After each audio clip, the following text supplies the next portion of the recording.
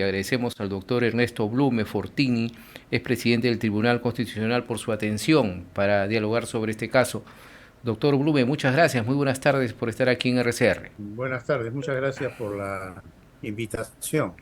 Sí, doctor, muchas gracias nuevamente. Bien, nosotros estábamos comentando pues de que ya hay mucha expectativa porque en cualquier momento el expresidente Alberto Fujimori va ya a salir en libertad, va a dejar el penal de Barbadillo donde él estaba con prisión. Ahora, doctor, y esto debido pues a esta sentencia dada por el Tribunal Constitucional, pese a una advertencia que se ha dado en las últimas horas de la Corte Interamericana para que, diciendo que el gobierno se abstenga de tomar esta medida. La pregunta es, doctor, si la Corte puede ordenar a un Estado en supervisión del cumplimiento de sentencia no ejecutar, valga la redundancia, una sentencia de un tribunal nacional, ¿lo puede hacer? ¿Se puede acatar esta decisión? Bueno, en primer lugar, le agradezco la invitación.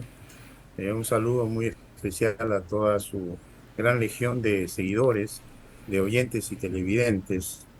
Eh, en realidad, la Corte ha incurrido en un exceso, porque de acuerdo al artículo 65 de la Convención Americana de Derechos Humanos, el seguimiento que hace la Corte de sus sentencias eh, solamente puede significar un reporte a la Asamblea General de las Naciones Unidas con sus recomendaciones si es que el Estado no cumple.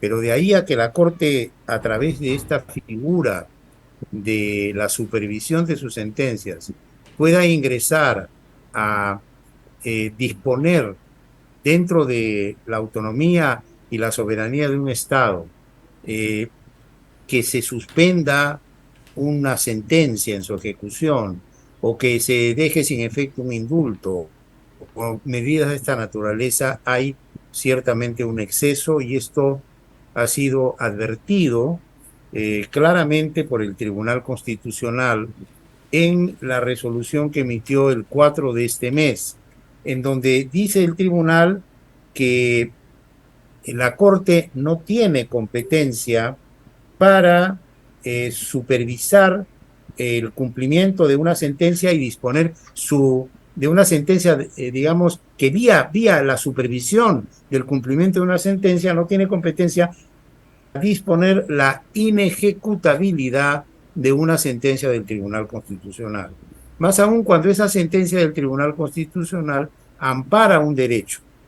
Porque hay que tener en claro lo siguiente, la forma de llegar al sistema interamericano, que es un sistema de protección de derechos supranacional, es si una que ha reclamado por su derecho en el fuero interno no obtiene un reconocimiento de su derecho. Y frente a esa negativa, habiendo agotado la jurisdicción, se va al sistema interamericano. Pero en este caso tenemos una situación peculiar, porque el habeas corpus que plantearon a favor de Fujimori terminó con una sentencia favorable que disponía la libertad inmediata de Fujimori. Esta sentencia se dictó el 17 de marzo del año 2022 por el Tribunal Constitucional. Y por lo tanto estamos frente a un caso en que ya no cabe ir al sistema interamericano. El único que hubiese podido llegar al sistema interamericano en este habeas corpus hubiese sido el propio Fujimori si es que el tribunal no le daba la razón. Pero el tribunal constitucional le dio la razón y por lo tanto no cabe la intervención de un órgano supranacional que en todo caso debería apoyar la decisión del tribunal porque es la decisión en defensa de un derecho fundamental que es la libertad individual. Claro, Pero ¿no? aquí se ha recurrido pues a, yo denomino, una especie de ardita argumental inventado por algunos personajes ideologizados que dicen que a través de la figura de la supervisión de las sentencias de la Corte, y en este caso estamos frente a una sentencia dictada hace 25 años, la Corte puede meterse eternamente en el derecho nacional para poder supervisar lo que consideran que es el efecto de esa sentencia. Pero esa sentencia se agotó cuando se condenó a los procesados, y los procesados empezaron a cumplir su condena. Y Ujú, Fujimori fue procesado y condenado y ha estado cumpliendo su condena. ujú. Y no fue condenado por lesa humanidad, como se dice. Entonces, es perfectamente viable que se le otorgue un indulto, como efectivamente se hizo, y lo que está muy mal es lo que después ocurrió de la anulación de ese indulto por la Corte Suprema, lo cual obligó que el Tribunal Constitucional posteriormente anulara lo que había hecho la Corte y restableciera el indulto y dispusiera su libertad. Por lo tanto, creo que esta corriente que hay de cuestionar al tribunal carece de fundamento. Yo creo que el tribunal ha actuado con autonomía, ha actuado con independencia, con valentía y con corazón, porque aquí el fondo del asunto está que no se puede dejar morir en la cárcel a una persona que pasa los 85 años, ha Claro. sido indultada y tiene una sentencia de libertad a su Ahora, favor. ahora, doctor, Está mucho, atravesando por problemas de salud muy serios. así es. Ahora, doctor, muchos se preguntan Diga. por qué en un primer término el Tribunal Constitucional no realizó y no sentenció esta libertad inmediata de Alberto Fujimori y lo pasó al juez de Ica. Bueno, mire, lo que hay que decir es lo siguiente. El 17 de marzo del año 2022, el tribunal declaró fundada la demanda a favor de Alberto Fujimori y dispuso claramente que restablecía los efectos del indulto y que debía liberarse de inmediato. Esa decisión quedó en suspenso porque hubo dos pedidos de aclaración ante el propio tribunal. Uno por el procurador del Poder Judicial y otro por el propio representante, el propio demandante. Y esos pedidos de aclaración se demoraron en resolver hasta el mes de noviembre, y mediante una decisión de 21 de noviembre, el actual colegiado declaró improcedentes los pedidos de aclaración y dispuso que se ejecutara la sentencia y le mandó al juez de Ica la tarea de ejecutar la sentencia.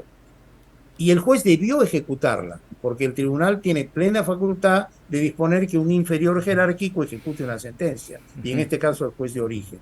Pero el juez de origen, como bien sabemos, se lavó las manos y surgió con un argumento traído de los cabellos. Dijo, no, acá yo no soy competente para ejecutar la sentencia porque el artículo 27 en su último párrafo dice que es competente el que ampara el derecho, y como en este caso, quien ha amparado el derecho del tribunal lo debe ejecutar el tribunal.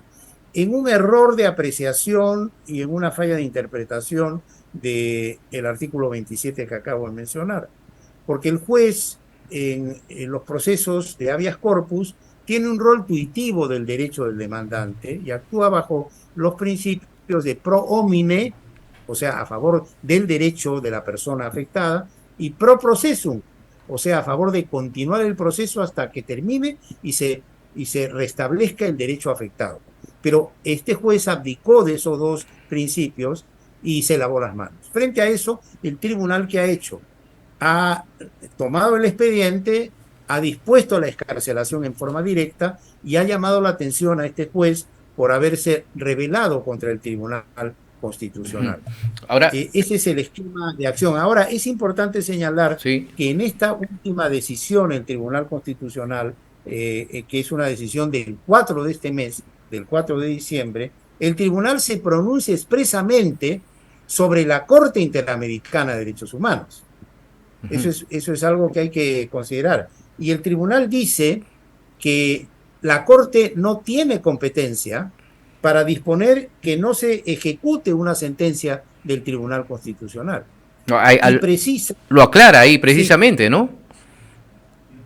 lo aclara, inclusive dice el incumplimiento de un Estado a lo ordenado en una sentencia del Tribunal Internacional, es decir, de la Corte Interamericana, lo faculta a informar a la Organización de Estados Americanos, OEA, de este hecho, pero queda fuera de su competencia, o sea, de la competencia de la Corte Interamericana, y estoy leyendo literalmente el fundamento 28, ordenar a un Estado en supervisión de cumplimiento de sentencia, no ejecutar una sentencia de un tribunal Una nacional, nacional. claro. Es decir, la Corte no le puede ordenar al Tribunal Constitucional del Perú que no ejecute una sentencia que es una sentencia de rescate de derechos fundamentales. Claro. Y acá estamos viviendo un caso realmente increíble, digno de, recuerde usted esa figura, digno de Ripley, Ujú. porque el sistema interamericano debe proteger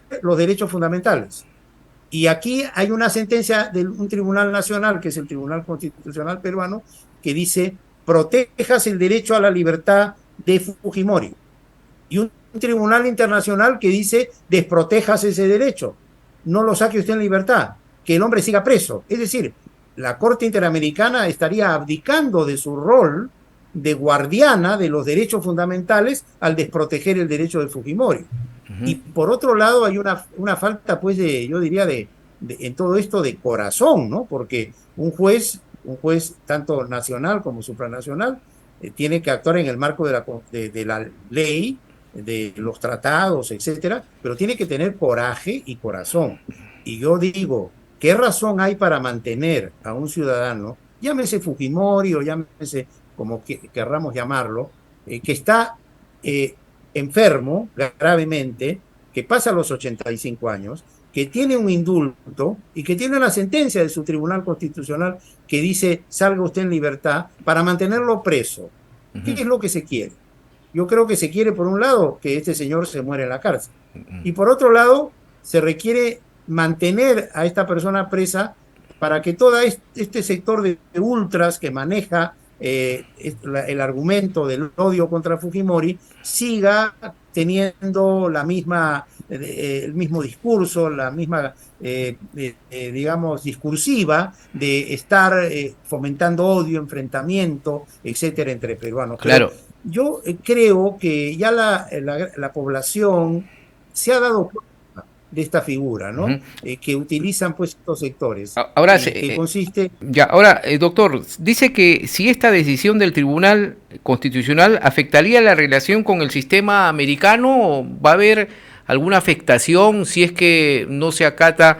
Porque No, como usted bien lo ha dicho, este solamente es una recomendación que da, ¿no? El sistema americano.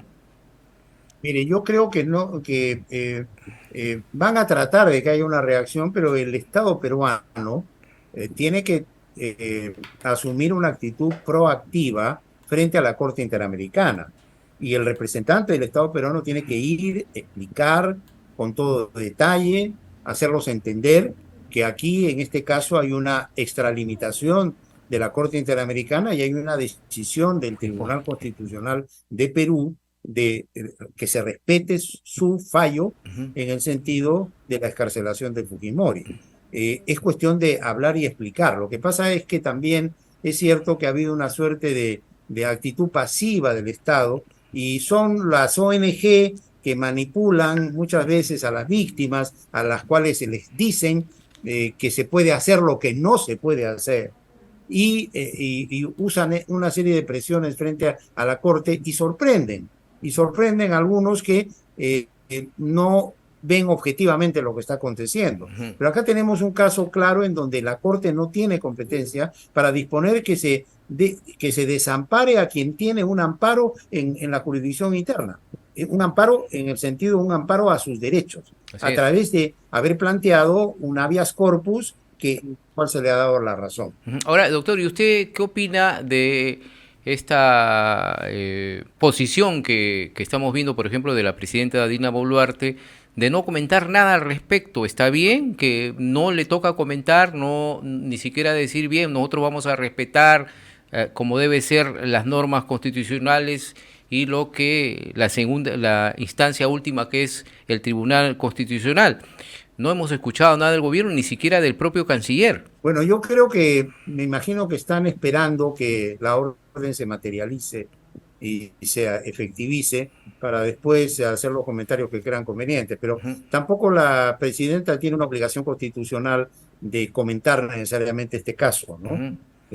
Habría que esperar cuál es su punto de vista, pero creo que lo importante acá es que un fallo de un tribunal constitucional peruano que rescata un derecho fundamental de una persona se ejecute en la forma más inmediata Claro, posible y así después es. que vengan pues todos los comentarios y críticas y líneas argumentativas a favor o en contra. Eso es natural en un sistema democrático, pero creo que debe materializarse a la brevedad esta decisión y por otro lado entender todos que ya este tema pues se tiene que cerrar. Claro. O sea, yo creo que la gran mayoría del pueblo se da cuenta que se está utilizando este tema con una visión pues negativa de las cosas, porque nosotros tenemos una constitución humanista. La constitución dice la persona humana es el fin supremo de la sociedad y del Estado. Y en esa constitución humanista la persona tiene derechos. Y entonces si tenemos una persona que tiene un indulto, que tiene una sentencia a su favor, que está en mal de salud, que está deteriorándose día a día su salud, no es humano mantenerlo preso para que se muera en la cárcel. Yo creo que cualquier persona con dos dedos de frente se da cuenta que aquí lo que hay es todo un movimiento, más allá de las argumentaciones, que tiende a mantener a esta persona en preso por una cuestión, por un lado de odio y por otro lado porque les conviene a sus intereses Así políticos. es. Les conviene, tienen el argumento permanente para seguir con la misma cantaleta, sembrando odios, enfrentamientos, etcétera, pero creo yo que ya la población se está dando cuenta. Yo creo que toda esta línea argumentativa tan tremendista de las izquierdas y del sector caviar se está cayendo a pedazos. Ujú. Y el país se está dando cuenta que simplemente utilizan argumentos para dividirnos como peruanos y no para unirnos. Entonces tenemos que dar vuelta a la página. Un pueblo tiene que ser capaz de dar vuelta a una página y marchar hacia adelante solidariamente unidos construyendo un país como corresponde. Bien, Por eso yo esperemos que hago un se llegue a llamado eso. a la reflexión colectiva en ese sentido. Ujú. Bien, doctor, muchas gracias y esperemos que sea así. Muchas Lo escucho gracias. con cierta dificultad. Muchas gracias, doctor Ernesto Blume Fortini, por este tiempo y por estas explicaciones que nos ha dado aquí en RCR. Muchas gracias. Un abrazo, doctor.